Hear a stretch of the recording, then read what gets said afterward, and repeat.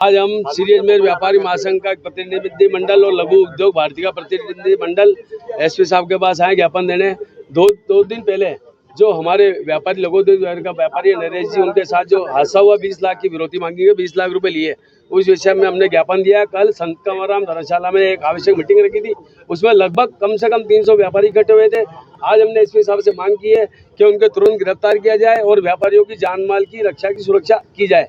और हमारे जो नरेश जी है उनके हमने सुरक्षा की मांग करी। एसपी साहब ने तुरंत एक एप्लीकेशन लिख के देने को कहा है और इनको सुरक्षा प्रदान करने का उन्होंने आश्वासन दिया है। हमने एक चौकी की मांग की है। सोमलपुर के इलाके में कोई चौकी नहीं है, वहाँ पे बहुत बड़ा इंडस्ट्रियल एरिया है, वहाँ पे लगभग कम से कम 30 से 35 हजार मजदूर काम करते हैं और 2-3 हजार फैक्ट्रियाँ हैं। तो हमने एसपी साहब से मांग करी, एसपी साहब ने आश्वासन दिया है और एसपी साहब कह रहे हैं जहाँ तक होगा 48 घंटे के अंदर अंदर केस को उजागर कर दिया जाए। तो क्या कहना, दिन दहाड़े व्यापारी के साथ में इस तरह की वारदात हो रही है, उसको ये मैं इसका घोर निंदा करता हूँ। दिन दहाड़े ऐसे व्यापारियों के साथ जो वारदात हो रही है, व्यापारी इस चीज़ को सहन नहीं करेगा, क्योंकि व्यापारियों में एकता है।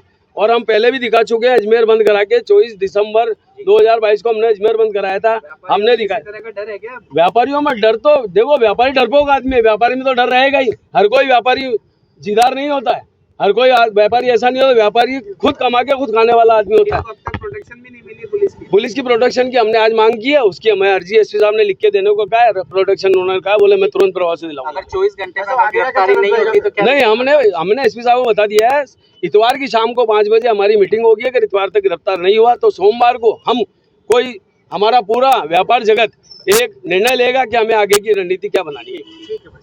ठीक है, बाहर ही आ गए थे वो लोग और कार में बिठा के ले गए थे अंदर जंगल में और गन पॉइंट पे मेरे से 40 लाख रुपए मांगे थे। मैंने कहा भाई इतनी बड़ी रकम मेरे पास है नहीं अभी, तो बोला नहीं तेरे को मार देंगे तो हमें तो वैसे ही 40 लाख रुपए मिलेंगे। तो मैंने कहा भाई मेरे को मारने को तुमको 40 लाख कौन देगा? बोला इतनी सब हम सुनते नहीं है, सुपारी मिली हुई है।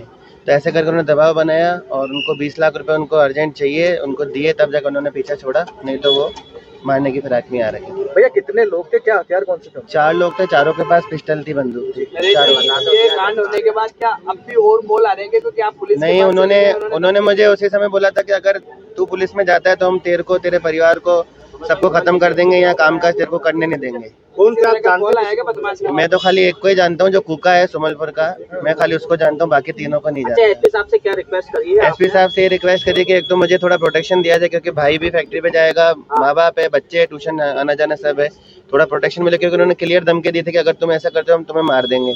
और थोड़ा इनको जल्दी पकड़ें, ताकि क्या है कि जो भी जनराशि ये लोग ले जा चुके वो आ जाए। और चौकी के लिए रिक्वेस्ट करिए कि हमारे वहाँ पर चौकी हो, क्योंकि वहाँ पर आए दिन ये सब हरकतें होती रहती है। क्या बोला एसपी साहब ने? एसपी साहब